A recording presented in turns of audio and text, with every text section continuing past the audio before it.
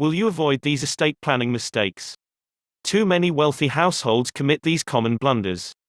Many people plan their estates diligently, with input from legal, tax, and financial professionals. Others plan earnestly but make mistakes that can potentially affect both the transfer and destiny of family wealth. Here are some common and not so common errors to avoid. Doing it all yourself. While you could write your own will or create a will, it can be risky to do so. Sometimes simplicity has a price. Look at the example of Aretha Franklin.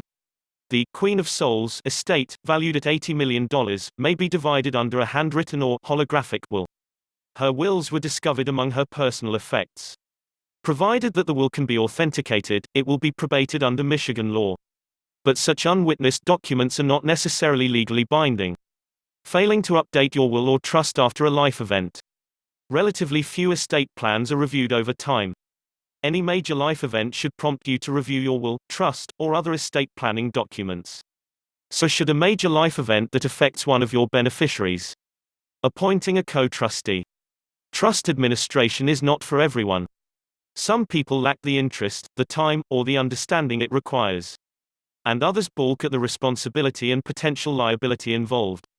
A co-trustee also introduces the potential for conflict. Being too vague with your heirs about your estate plan.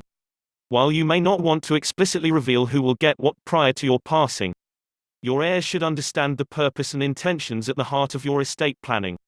If you want to distribute more of your wealth to one child than another, write a letter to be presented after your death that explains your reasoning. Make a list of which heirs will receive collectibles or heirlooms.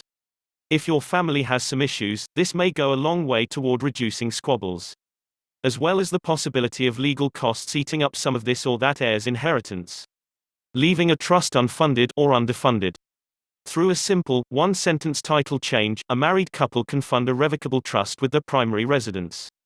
As an example, if a couple retitles their home from Heather and Michael Smith, joint tenants with rights of survivorship, to Heather and Michael Smith, trustees of the Smith Revocable Trust dated month, day, year. They are free to retitle myriad of other assets in the trust's name. Ignoring a caregiver with ulterior motives. Very few people consider this possibility when creating a will or trust, but it does happen. A caregiver harboring a hidden agenda may exploit a loved one to the point where they revise estate planning documents for the caregiver's financial benefit. The best estate plans are clear in their language, clear in their intentions, and updated as life events demand.